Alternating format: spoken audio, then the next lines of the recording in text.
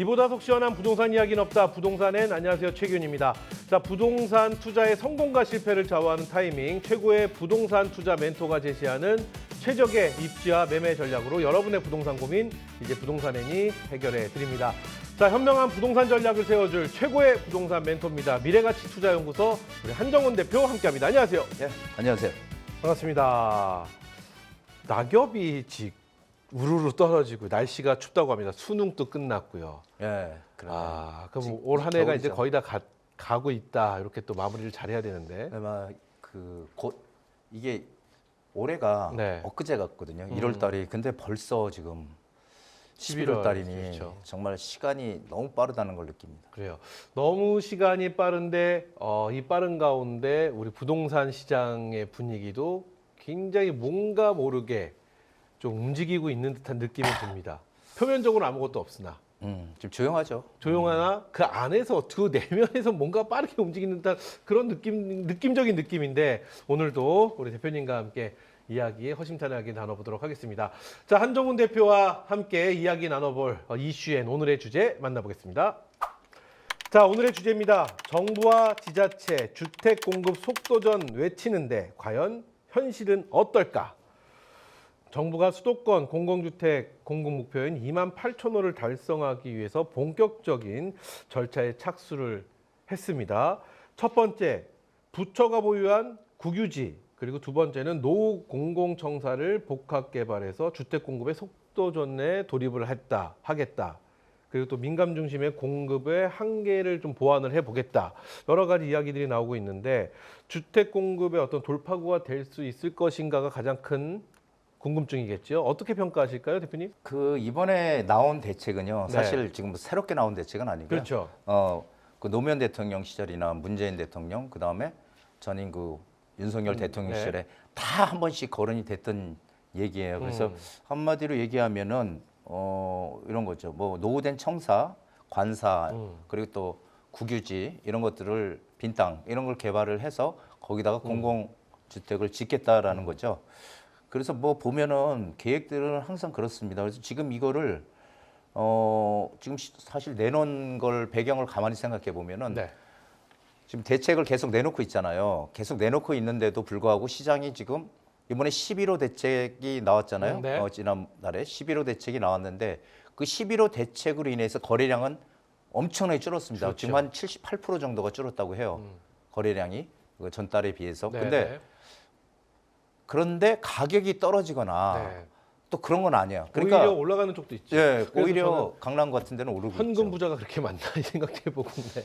그 전에 한번 통계를 보니까요. 현금 부자가 그러니까 이 현금을 딱 이 50억을 지금 당장 바로 이렇게 활용할 수 있는 사람들이 한 50만 명 이상 된다고 해요. 50만 명이나 돼요? 예, 오, 우리 전국적으로 지금 아마 넘을 거예요. 50만 명. 대단하네요.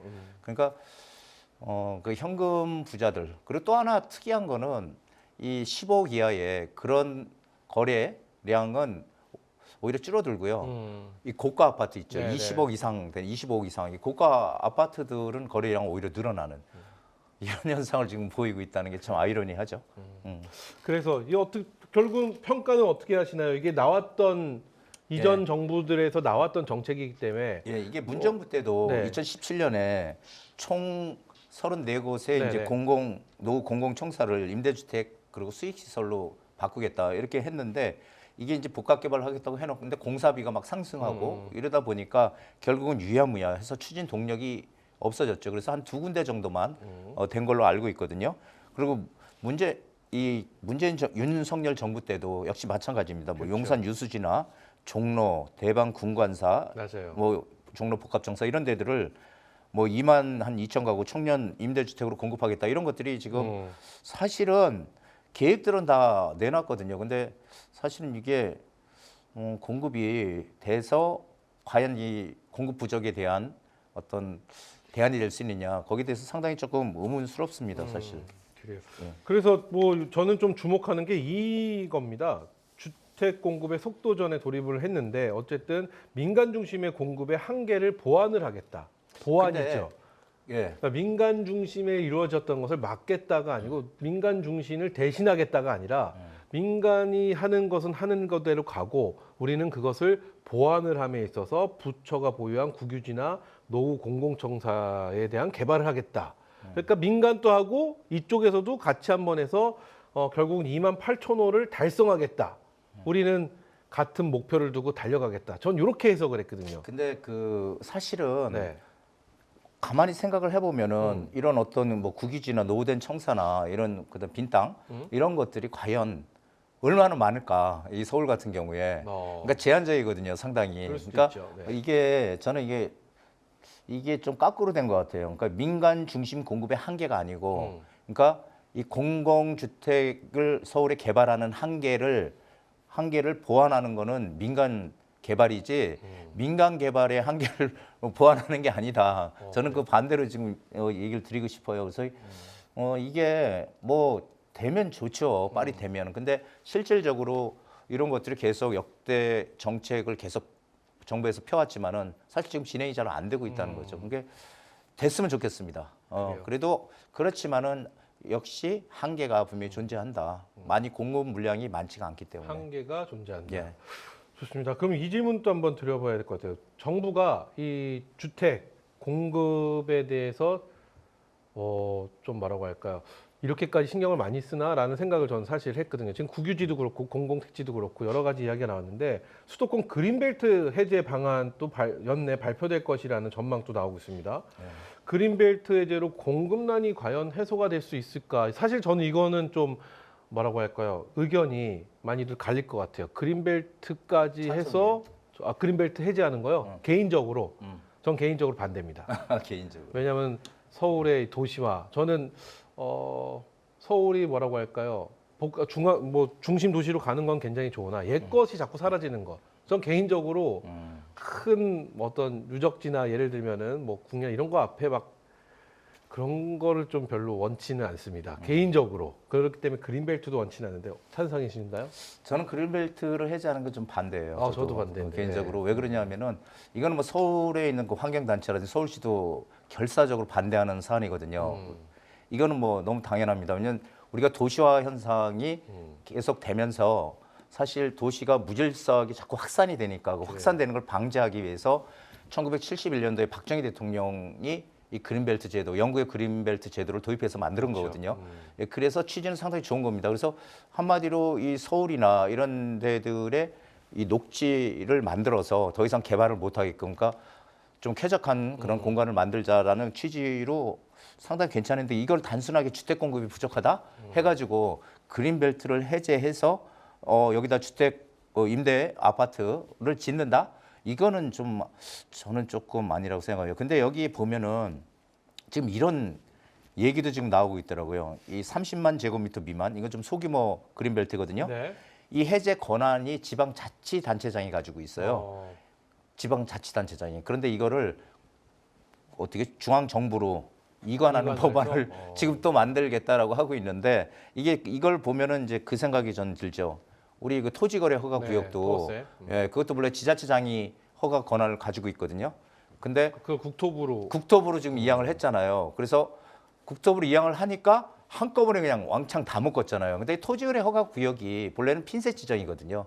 그래서 만약에 뭐 강남구를 다 묶는 게 아니고 강남구에서 뭐 압구정동이라든지 이 재건축을 추진하는 그런 단지들을 핀셋으로 이게 묶는 게 토지거래 허가 구역이에요. 근데 이게 뭐가 문제냐면요. 우리 올 초에도 한번 겪었잖아요. 그 오세훈 시장이 서울시장이 토지거래 허가구역을 묶은 걸 풀어줬더니 갑자기 막 집값이 오르더라. 그래가지고선 엄청 두드려 맞았잖아요, 언론에. 네. 그러다 보니까 사실은 토지거래 허가구역을 한번 묶게 되면은 1년 단위로 해제냐 계속 지속이냐를 결정할 수가 있어요, 지자체장이. 근데 문제는 한번 묶었는데 만약 풀어줘서 막 그게 후폭풍이 생기면은 풀어줄 수 있을까요? 그러니까 한번 묶으면 상당히 풀어주기가 어려운 게 토지거래 허가구역이거든요. 그래서 이 그린벨트 이걸 이제 중앙정부로 그린벨트도 가져온다. 같은 논리라고 봐요. 그래서 와서 이런 것도 다 그냥 풀겠다라는 얘기가 아닌가 이제 이런 생각이 들거든요. 그 권한을 가져와서. 근데 이거는 뭐 저는 근데 사실은 그린벨트가 지금 서울 전체 면적의 한 4분의 1 수준이 남아 있다고 네, 해요. 네. 4분의 1 수준이. 근데 가장 많은 게 서초구예요. 서초구, 그렇죠. 강서구, 노원구, 은평구, 강북구, 도봉구 뭐 이런 순서로 가는데 뭐 도봉구나 강북구나 노원구나 이런 데 보면은 노원구가 아니라 노원구나 은평구 이런 데 보면요. 전부 산이에요, 산. 그렇죠. 개발할 수 있어요? 북한산 자리, 예, 도봉산 개발 이렇게. 못 하죠. 그러니까 결국은 이 서초나 강남이나 뭐 이런 쪽, 그렇죠? 뭐 송파 이런 데 가장 현실적인데 이런 데 과연 얼마나 많은 그린벨트를 해제할 수 있을까라는 거죠. 그리고 반대도 상당히 심하고요. 그러니까 이게 뭐 그 환경단체는 이런 거죠.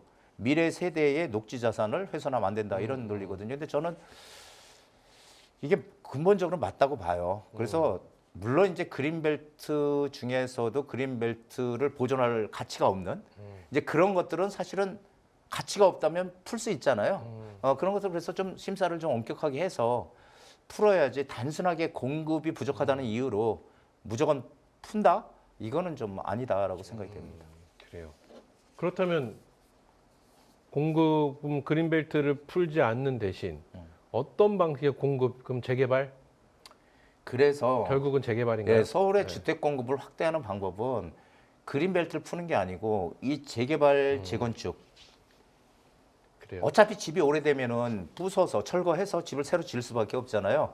그래서 이 도심의 집을 공급할 수 있는 유일한 방법이 재개발과 재건축이니 여기에 대한 규제를 풀어서 결국은 오래돼서 이제 살기 불편한 지역들 이런 지역들을 재개발을 해서 거기다 공급을 하는 게 맞지 않을까요? 그래서 조금 그 규제 완화 이게 전문가들도 다 마찬가지일 거예요. 이게 규제 완화를 해서 재건축 재개발을 완화해서 빠르게 공급을 시키는 게 가장 좋지 않을까 저는 그런 생각을 합니다. 재개발, 재건축으로 빠르게 공급을 시도하는 것이 그린벨트를 푸는 것보다 훨씬 더 괜찮은 방법이 아닐까라는 우리 한정훈 대표의 개인적인 의견이다. 예, 로 저희가 근데 그린벨트는요. 네. 근데 그게 만약 그린벨트 어디를 푼다 그러면은 그게 단기적으로 사람들 심리를 좀 안정시키는 효과는 분명히 있을 거예요. 공급 물량 많이 나오는 거 아니야? 그리고 그린벨트 뭐 세곡동, 내곡동 이런 데다가 만약에 그린벨트 풀어가지고 거기다 공급한다 그러면은 관심이 싹 쏠리겠죠 그쪽으로. 그렇겠죠, 그래서 아무래도. 이제 그런 어떤 정부 정책에 대한 즉각 안정 효과, 단기간에 그런 효과는 있지만 실질적으로 이게 진행되진 않을 것 같다. 그린벨트를 풀어서 이걸 하려면 10년 이상 걸려요. 그것도 그렇지만 그린벨트를 풀어서까지 하지는 않지 않을까? 왜냐하면은 지금 전 세계가 환경에 대한 걱정과 고민을 하고 있는 이 가운데 그린벨트를 해제까지 한다? 그 서울에도 이 산소가 있어야죠. 지난 문재인 정부 때도 그 그린벨트를 풀려고 했어요 여당에서. 근데 서울시에서 완강하게 반대를 했죠. 그래서 결국은 못 풀었거든요. 그래요. 그러니까 이번에도 아마 저는 좀 그렇게 될 가능성이 좀 크다 이렇게 보고 있습니다. 좋습니다. 자, 그러면 이 부분 또 질문을 드려야 될 것 같습니다. 그렇다면 앞선 정부에서 줄줄이 뒤로 밀렸던 우리 3기 신도시 공급 이게 좀 속도를 지금 현재 내고 있는지 이게 문재인 정권 때 시작이 된 거잖아요. 3기 신도시가. 예, 그렇죠. 문제는 2018년도에. 그렇죠. 예. 그리고 윤석열 정부 때 한 발짝도 진도가 안 나갔고 그래서 이번 정부에서 이재명 정부에서는 좀 나가지 않을까 했는데 지금 현재 3기 신도시 공급은 속도를 내고 있나요? 속도를 내기는 내는데 네. 문제는 이게 아파트에 대한 속도를 높이는 게 아니고 네. 그 아파트는 택지 개발을 해서 그쪽에다가 이제 질 수밖에 없잖아요. 근데 이 공급 성과를 내기 위해서 일단 비아파트 공급에 지금 일단 우선순위를 두고 있다는 그런 기사가 지금 많이 나오더라고요. 그래서 비아파트라 하면 뭐 빌라나 이런 거죠. 네. 비아파트. 왜냐하면은 아시다시피 제가 항상 말씀드렸지만은 우리가 다 철거 네, 빈 네. 땅이니까 네. 이제 상기신도 빈 땅이라고 가정을 하고 빈 땅이 거기다 공사를 해서 나중에 입주까지 하려면 최소한 3년 네. 이렇게 걸린단 말이에요. 대규모 공급하려면. 근데 빌라나 이런 것들은 금방 짓긴 하니까. 금방 짓죠. 오피스텔, 뭐 빌라 이런 것들은 뭐 금방 아니 짓잖아요. 근데 3기 신도시에 아파트만 들어가는 거 아니었어요? 제가 몰라서 여쭤봅니다. 이게 빌라나 이런 것들도 다 들어갈 수 있는 거예요. 예. 근데 여기 보면은 총 지금 32만 8천 가구를 공급하겠다고 했거든요. 네. 근데 발표한 지 지금 7년도 지났지만은 아직도 지지부진한 상황이고 본래 2018년 계획대로 하면은 벌써 입주가 지금 올해 시작이 됐어야 되는데 이 토지 보상이나 뭐 이런 것들의 문제로 인해서 지금 뭐 지난해 착공률이 한 6%대라고 하니까 그렇습니다. 그래서 지금 현재 남양주 왕숙 같은 경우는 2028년도 28년. 예상이고요. 네네. 하남 교산도 2028년도, 그리고 고양 창릉 2029년, 부천 대장도 29년, 그리고 빨리 가는 데가 인천 계양이 2026년도 예정이거든요. 근데 2026년도 인천 계양에 물건이 이때 다 들어오는 게 아니고 인천 계양에 한 17,000가구 정도가 내년에 들어온다고 하는데 네. 이게 상당히 17,000가구 중에서 10분의 1도 안 되는 1,285가구. 이게 내년에 들어오는 거예요. 그러니까 이게 속도가 지금 늦어도 엄청 늦는 거죠. 그래서 지금 현재 정부에서는 어쨌든 속도를 빨리 끌어당기겠다. 지금 이렇게 얘기를 하고 있는데 그래요. 그렇다고 해서 이게 뭐 끌어당긴다고 해서 바로 또 되는 게 아니잖아요. 그렇죠. 근데 지금 보면 2028년도 보통 평균적으로 2029년도 이 안에 완공이 된다고 하면 지금 2025년이니까 3, 4년 안에 완공이 되는 거면 이거는 굉장한 속도 전 아닌가요? 왜냐하면 이 전 정부 때 아무것도 지금 한 발짝도 진행된 게 없었기 때문에 그럼 이 정도면 지금 굉장히 이 스케줄대로만 간다면 근데 항상 스케줄보다 늦죠. 그렇겠죠. 예, 네, 그래서 그건 제가 판단하는 거는 한 2030년도는 돼야지 그래도 다 입주를 하지 않을까. 왜냐하면 지금도 보셨듯이 여기 그 인천 계양 같은 경우도 내년에 입주를 한다고 하지만 내년 입주 물량이 네. 1,285가구예요. 17,000가구 가운데서. 그러니까 이게 입주할 때 한꺼번에 몽땅 다 입주하는 게 아니란 얘기죠. 그러니까 그래요. 거기서 일부 물량이 들어오고 하다 보면은 결국은 한 2030년도는 돼야지 그래도 어느 정도 신도시의 그 면모를 좀 갖추지 않을까 좀 이런 생각을 하죠. 그래서 이게 결국은 이 택지 사업을 통한 공급은 시간이 걸리다 보니까 빠르게 공급해서 이제 실적을 낼 수 있는 게 비아파트 부분이니까 이런 거죠. 그러니까 이런 쪽으로 지금 뭐 이렇게 기울이겠다 힘을 더. 네. 그러니까 지금 현재 정부에서는 어쨌든 아파트를 빨리 공급하려고 하는데 거기에 지금 반하는 그런 거다 이렇게 생각이 되고요. 그리고 지금 보통 보면은 LH 주택 공급의 메인이 되는 게 이게 매입 임대주택이라는 매입 임대주택. 거기에 지금 뭐 LH가 신축 매입 임대료로만 지난해 4조 원 가까이 썼대요. 그러니까 여기에 돈을 지금 엄청 많이 쓰고 있거든요. 그래서 이거 지금 뭐 경실련 같은 데서 상당히 지금 비판도 하고 지금 그러고 있습니다.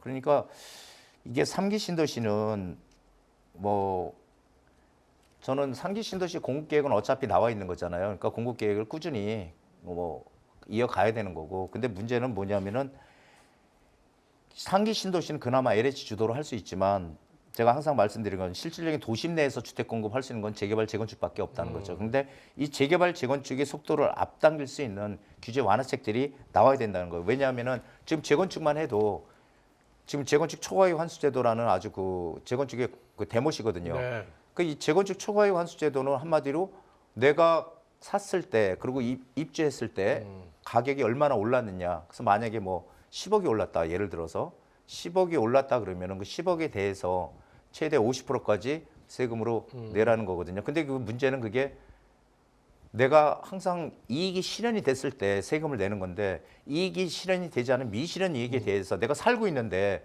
10억이 올랐다고 세금 고지서 날라오면 그거 좋아하는 사람은 있겠습니까? 내가 팔지도 않고 살고 있는데 그러니까 그런 이제 양도세 재초한 재건축 초과이익 환수제도만 없어지더라도 심리적으로 이 재건축 사업이 상당히 빨리 갈 수 있는 그런 효과를 낼 수 있다라고 생각이 돼요. 그리고 지금 정부에서 아직까지 이 민간 개발에 대한 어떤 그 혜택이나 완화책 이런 것들에 대한 구체적인 게 안 나왔잖아요. 그래서 이런 것을 좀 더 빠르게 좀 네. 내놔서 좀 질적으로 공급이 되는 걸 좀 빠르게 속도로 좀 했으면 좋겠다. 왜냐하면은 지금 뭐 항상 제가 말씀드리는 거지만 LH 주도를 해서 만약에 거기 아파트가 져진다고 했을 때 그게 과연 질 좋고 값싼 주택이 들어올지는 모르겠어요. 근데 질 좋은 주택이 들어올 것이냐. 그러니까 많은 사람들이 원하는 건 민간에서 진 브랜드 아파트를 근데 원한다. LH를 너무 무시하시는 거 아닌가요? LH 평수가 여태까지 작았던 거는 어느 정도 동의를 하나 이 질은 요새 또 그렇지만치 않지 않나 싶기도 하고. 앞으로는 어떻게 될지 모르겠지만 앞으로는 과거에 그랬던 여태까지는 그래 왔어요. 여태까지는 벌써 아파트를 딱 놓고 보면 민간에서 진 아파트하고 LH 진 아파트가 완전 틀리다는 거죠. 언론을 통해서 많이 나왔습니다. 아니 그거는 가서 보면 확 틀려요. 그냥 그래요? 누가 봐도 이거는 LH였네. 이게 대부분 표시가 나니까. 그러니까 결국은 거기에 대한 건축비라든지 이런 게 쌀 수밖에 없죠. 왜냐하면 저렴하게 공급을 해야 되니까. 그래요. 그래서 이제 그런 게 양적으로 좀 질적으로 좀 양적이 아닌 이제는 이제 질적인 질적으로? 지금 우리가 이제 주거 시대에 들어왔잖아요. 그러니까 질적인 그런 아파트들이 등장을 많이 해야 된다. 그래요. 이런 생각합니다.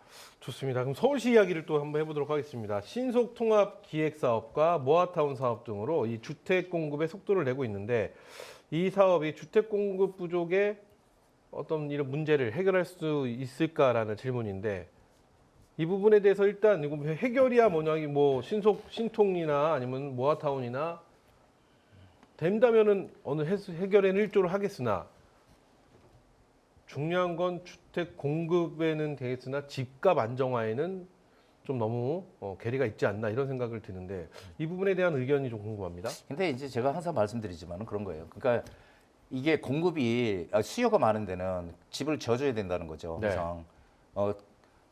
그래서 제가 이제 지난번에 한번 극단적인 얘기를 드렸었는데 강남에 사람들이 들어오기 선호하잖아요. 누구나 다 돈만 있으면 강남에 들어가 살고 싶어요. 왜냐면 학군, 교통, 교육 모든 게 다 갖춰져 있는 곳이니까. 근데 돈이 없어서 못 들어가는 거거든요. 근데 만약에 강남에 집을 갖다 공급을 그러니까 재건축을 하는 그런 아파트들을 갖다가 지금은 이제 30년이 넘어야 30년이 돼야지 이제 재건축을 할 수 있는 요건이 되지만 네. 그걸 20년으로 땡겨. 20년으로 땡겨서 재건축을 할 수 있게 해준다면 물론 이제 거기에서 야 멀쩡한 집 왜 부수냐 뭐 이런 얘기도 나오겠지만 일단 만약에 그런 식으로 진행을 한다면 공급이 늘어날 거란 말이에요. 그러면 그게 처음에는 공급이 늘어나니까 집값 상승의 원동력이 될 수는 있겠지만 결국에 가서 나중에는 공급이 많아지게 되면 결국 떨어질 거란 얘기죠. 그러니까 이게 시장을 너무 단기적으로 보면 안 되고 중장기적으로 봤을 때 그렇다는 얘기를 드리는 거예요. 그리고 이 신속통합계획은 이제 오세훈 시장이 야심차게 만들어 놓은 네. 계획이거든요. 그래서 이게 2021년도부터 이제 본격 시행이 됐던 신속통합계획인데 이게 지금은 이제 속도전으로 지금 이제 가고 있는 것 같아요. 막 지정해서 빠르게 지금 뭔가 네. 완화해서 하겠다. 그러니까 지금 신속통합계획은 한마디로 이 복잡한 인허가 심의 절차를 다 그렇죠. 통합하겠다는 통합해서 한 번에 하겠다. 그래서 이 통합계획을 만드는 게 이게 바로 이 계획이거든요. 이게 신속통합계획이.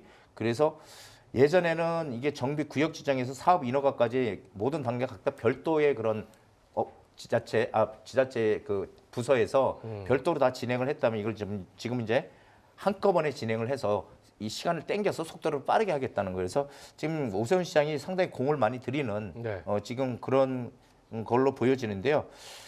지정된 곳이 굉장히 많아요. 지금 그 100곳이 넘습니다. 제가 어플 들어가서 봤더니 다 이렇게 묶여 있는 곳이 네. 엄청 많습니다. 그래서 아마 주택 공급 부족 문제에 해결할 수 있겠느냐라는 질문에는 뭐 어느 정도 만약에 진행이 된다면 많은 집들이 공급이 될 테니까 그건 되겠으나 문제는 집값이죠. 이게 민간에서 이 사업을 추진하게 되면은 지금 집값이 또 요동을 치지 않겠느냐. 라는 생각도 물론 먼 미래로 가서 공급이 된다라면은 집값은 안정화가 되겠으나 그 사이까지 그 가는 기간 동안에는 또 이 서울에 대한 집값 문제가 만만치 않지 않을까라는 생각도 제 짧은 의견 생각으로 들긴 하는데 어떻게 보시나요? 저도 그런 생각을 하죠. 단기간에는 집값이 오를 수 있다 하지만 중장기적으로는 집값이 안정화될 수 있다는 게 이제 제 생각이고요. 이제 그 지금 얘기들 많이 하는 게 신속통합계획이나 재개발을 진행할 때 네. 그 한마디로 해서 원주민 재정착률 이게 너무 떨어진다. 지금 보통 재개발이나 이런 것들을 했을 때 낡은 집에 그 좁은 골목에 낡은 집에 살다가 이제 거기가 재개발이 돼서 다시 들어와서 살 수 있는 원주민 정착률 이게 재정착률이 20에서 30% 정도 된다고 그 해요. 이유는 명확합니다. 너무 비싼 거죠. 그렇죠. 왜냐하면 이 집에 사시던 분은 오랫동안 사시고 이제 은퇴하셔서 이제 내 집에서 편안히 쉬고 계시는데 이곳이 재개발된 곳이 굉장히 많거든요. 그래서 내가 재개발을 다시 들어가려고 하려면 내가 추가 부담금. 그렇죠. 추가 부담을 해야 되는데 나 지금 벌써 은퇴를 하신 분이시고 그래도 자녀들에게 의지할 수도 없는 상황이고 그렇다 보니까 점점 밀려나가는 게 아닐까라는 생각이 드는데 예. 이 부분이 문제가 아닐까요? 근데 원주민 재정착률이 이게 사회적인 문제는 문제예요. 왜 그러냐면은 그분들이 여기 오랫동안 거주를 했으면은 네. 거기에 결국은 재개발이 되더라도 새 집에 들어가 살아야 되는데 문제는 이 재정착률이 원주민 재정착률이 너무 떨어진다는 거예요. 지금 보통 한 20에서 30% 정도가 들어와 산다는 거. 10명이면은 한 그렇죠. 2명 내지 두 명, 3명만 그렇죠. 거기 다시 들어와 살 수 그럴 것 있다는 같습니다. 거죠. 그거는 이유는 아까도 말씀드렸듯이 그런 거죠. 뭐 비싸니까. 예, 추가 부담금을 낼 수 없으니까. 그렇죠. 그러니까 결국은 거기서 밀려간다. 이런 것 때문에 이게 사회적인 문제다 이런 얘기들을 많이 하는데 사실 이거는 그렇다고 해서 이 재개발에 대한 어떤 안 좋은 인식을 갖는 건 그거는 조금 아닌 것 같고요. 왜냐하면 이건 정부에서 해결해 줄 수 있는 문제인 것 같아요. 왜 그러냐면 거기서 살다가 돈이 없고 그리고 나가서 뭘 할 수 없는 분들은 임대 아파트를 주면 되거든요. 그러니까 우리가 재개발을 하던 이런 거 할 때 임대 아파트 의무 규정이라는 게 있어서 임대 아파트를 의무적으로 져야 돼요. 그러면 그 임대 아파트에 그분들이 우선적으로 들어갈 수 있게끔 해주면 되는데 아직 그런 것들이 법제화 안 돼 있다는 거죠. 그래서 그것들은 임대 아파트를 짓는 것은 의무나 법제화로 얼마큼 져야 된다고 법제화가 안 돼 있다 말씀이신가요? 아니죠. 그건 아니면? 법제화는 돼 있어요. 지금 서울 같은 경우는 15% 전체 물량의 15% 정도를 임대 아파트로 져야 되는데 네. 거기 지금 살고 있는 분들이 글로 들어갈 수 있게끔 하는 게 안 된다는 거죠. 너무 어려울 지금. 것 같은데요. 왜냐하면 서로의 그 형편이 누구는 들어올 수 있는데 누구는 안 들어가는 어떤 그런 상황이 되는 거잖아요. 그러니까 어려운 문제예요. 어려운 어렵네요. 문제인데 네. 근데 이거는 사실 구제해 줄 필요가 있는 것이 내가 이렇게 그 돈을 가지고 어디 갈 수가 있어서 가면 괜찮은데요. 그렇지 않고 이건 어디 가지도 못해. 이 돈을 받아서 어디 가서 하지도 못하죠. 못해. 네. 이런 분들은 우선적으로 구제를 해줘야 되지 않을까요? 그래서 그래요. 저는 그게 가장 필요하지 않을까 싶습니다. 지금도 말씀해 주셨는데 이거는 어떤 법제화가 좀 필요하지 않겠느냐라는 의견도 좀 그렇죠. 주셨습니다. 그럼 이렇게 질문드리죠. 주택 공급 활성화를 위해서 정비 사업이 차근차근 절차를 밟아 나갈 수 있도록 이 규제 완화를 해야 된다는 의견을 제시하고 있는데 규제 완화에 대한 의견 이 시간을 통해서 대표님이 많이 말씀하셨어요. 일단 보유세를 높이고 취득세를 좀 완화해야 된다라는 의견부터 시작해 다양한 의견을 말씀해 주셨는데 이 규제 완화에 대해서는 어떤 의견을 갖고 계실까요? 저는 일단 지금 정부에서 지난 정부와는 다르게 지금 하는 게 있죠. 그게 뭐냐면은 저는 이번에 그걸 듣고서 상당히 바람직하다라는 생각을 했는데 지금 취득세를 완화하는 지금 방안을 지금 논의를 하고 있다고 해요. 정부에서요. 여당에서. 자, 이렇게 되면은 이게 뭐를 얘기하냐면은 지금 우리 선진국들 항상 그런 기사들 많이 나오는데 선진국들은 보유세를 높이고 거래세를 낮춘다. 우리도 그렇게 가야 된다. 그렇죠. 우리는 지금 이 거래세가 너무 높다. 거래세에는 양도세가 포함되어 있는 거죠? 취득세하고 양도세가 포함이 되는 거죠. 그래서 지금 취득세부터 먼저 지금 건드리는 것 같아요. 그 취득세를. 근데 이렇게 되면은 이제 취득세를 어느 정도 선까지 지금 보면은 뭐 2주택이면은 서울이 지금 전체가 다 조정 대상 지역으로 들어가 있기 때문에 서울 같은 경우는 이번 2주택이면은 8%거든요, 취득세. 그러면은 10억짜리면은 8%는 8천만 원이잖아요. 그래서 그런 그 3주택이면 12%고 이거를 갖다 대폭 줄여서 거래를 좀 취득할 때 거래를 취득세를 좀 낮춰서 거래는 활성화되게 하는 거죠. 대신 샀으니까 그거에 대한 가지고 있을 때 보유세는 부담을 주겠다. 부담을 주겠다. 그게 이제 선진국형이라고 해요. 근데 그 상당히 바람직하다고 저는 생각을 하거든요. 네. 근데 거기에 거래세에 취득세와 양도소득세가 있거든요. 지금 문제가 뭐냐면은 많은 분들이 관심을 가지고 있는데 양도소득세가 본래는 지난 정부에서는 폐지를 하려고 했다가 양도세 중과를 폐지하려고 했는데 이게 지금 폐지를 못하고 결국은 어떻게 했냐면은 지방세법 시행령을 바꿔서 1년 단위로 일반 세율로 지금 적용을 하고 있거든요. 그래서 6에서 45%까지 일반 세율로 적용을 하고 있는데 그게 매년 1년마다 계속 지금 바꿔서 그게 바꾸지 않으면 중과가 되니까 2주택이면 플러스 20%가 돼요. 45%에서 20%. 그럼 65% 중과잖아요. 2주택이면은. 그러니까 그거를 일반 세율로 하기 위해서 계속 지금 1년 단위로 일반 세율로 가고 있는데 그게 끝나는 게 내년 5월 9일이거든요. 내년 5월 9일 날 과연 그게 다시 일반 세율로 1년 연장이 될 것이냐 아니면은 없어지고 중과로 갈 것이냐 거기에 대해서 상당히 많은 분들이 지금 좀 불안해하고 궁금해하고 있는데 근데 이제 제가 지금 그 정부 정책을 이렇게 가만히 보면은 1년 정도는 일반 세율로 유예 연장해 줄 수 있을 것 같다는 생각을 요즘 강하게 하고 있는데요. 그 이유는 거래세를 완화하고 보유세를 강화한다 했을 때 거래세에 양도소득세가 들어가 있거든요. 근데 만약에 거래 잘 되게 취득세는 완화했는데 아니 이게 양도소득세를 중과를 만약에 매기면은 팔기가 어렵잖아요. 이게 가지고 있는 사람들이 못 팔아요. 그렇기 때문에 이 양도세도 일반 세율로 가줘야 취득세 낮추고 그래야지 거래가 사고 팔고 이게 좀 활성화 되겠죠. 그리고 그렇게 되면 다주택자들 가지고 있는 사람들도 결국 물건을 내놓을 거고요. 이게 양도세 부담이 적으니까. 그래서 그렇게 되면 거래도 활성화되고 정부 정책이 이번에는 참 좀 맞는 방향이다. 저는 그렇게 생각을 해서 네. 저는 상당히 바람직하다고 생각을 하는데 네. 지금 문제는 일단 그 공급을 활성화하는 거는요. 공급을 활성화하는 거는 사실은 제가 뭐 누누이 말씀드리지만은 이게 서울이나 이 대도시, 도심 같은 경우는 공급을 할 수 있는 방법이 재건축과 재개발밖에 그래요. 없거든요. 있는 거 부숴서 새 집 짓는 방법밖에 없어요. 그렇다면은 결국은 오래되면은 부숴서 새 집을 지어야 되잖아요. 그러면 그걸 질 때 뭔가 빠르게 완화를 시켜서 어차피 지어야 되니까 거기에 대한 혜택을 주면서 빠르게 좀 진행을 할 수 있게끔 네. 뭔가 좋습니다. 이런 것들을 좀 제도적으로 규제를 좀 없애주고 네. 뭐 이렇게 해야 되지 않을까 이런 생각을 하고요. 좋습니다. 그리고 이제 지금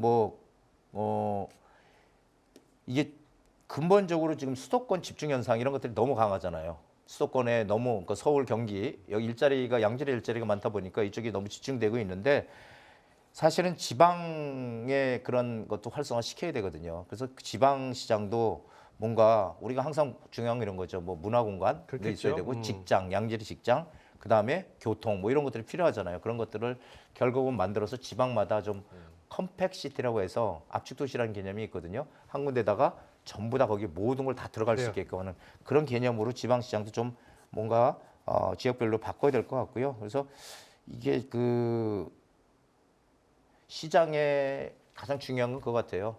앞으로 시장에 국민 여러분 앞으로 시장에 주택 공급이 많이 될 거예요. 그러니까 이번에 정부를 믿고 기다려 그 주세요. 얘기는 처음부터 계속 하고 있었던 거잖아요, 정부에서. 근데 신뢰를 안 한다니까 지금. 그러니까 그 그게. 얘기는 계속 하고 있는데 네, 신뢰를 안 하니까 대표님부터 한번 믿어주시면은 아마 많은 분들도 아니죠. 믿지 않죠. 제가 말씀드리는 게 신뢰를 하게끔 하려면은 네. 정부 정책에 뭔가 다른 게 있어야 그러면 된다는 대표님의 거예요. 말씀은 예. 이 규제 완화, 이 정책이 나오게 된다면 정책적으로 예를 들어 취득세 완화라든지 뭐 취득세를 낮추고 보유세를 높인다든지 추가의 환수제도라는 걸 없애준다면 그런 뭐 네. 그런 것들이 정책적으로 나올 때 시장에서는 진짜구나라고 그렇죠. 받아들일 그렇게 반응을 것이다, 한다는 이런 거죠. 말씀이신 그렇죠, 거죠? 그렇죠. 예. 이렇게까지만 정리하도록 하겠습니다.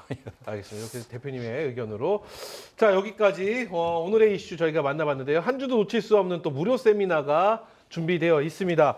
자 요즘 뭐 대표님의 무료 세미나는 점점 뜨거워지고 있다는 후소문이 들리고 있는데 도대체 어떤 이야기를 해주시길래 많은 분들이 이렇게 좋아하시는 걸까요? 시장에 대한 얘기입니다. 그러니까 시장이 지금 우리가 가장 중요한 거는 시장 상황을 정확히 파악을 해야 되거든요. 그래야지 뭐 투자를 할 수 있든지 네. 아니면 말든지 기다리든지 해야 되는데 지금 시장 상황이 어떻게 돌아가는지 여기에 대한 확신을 가질 수 있는 그런 시간들을 제가 만들어 드리고요. 네. 이번에는 제가 이런 주제로 주제가 뭔가요?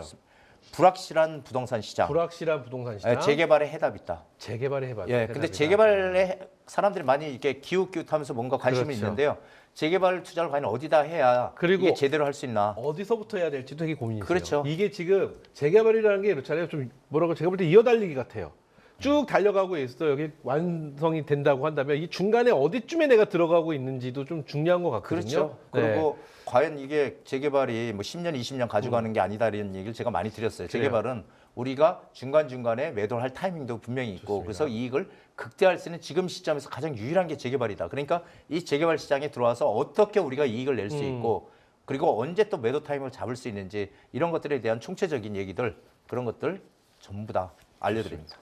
좋습니다. 이번 주가 아니라 11월 26일 날 있습니다. 수요일입니다. 네. 그렇죠. 11월 26일 날 우리 한정훈 대표의 무료 세미나가 준비되어 있는데요. 서울 전화 02-556-6961에서 3번으로 전화 주시면은요. 우리 최고의 부동산 전문가 한정훈 대표가 여러분의 투자 상황과 자금 계획에 맞는 최적의 솔루션을 제시해 드리니까요. 여러분들의 많은 참여 부탁드리겠습니다.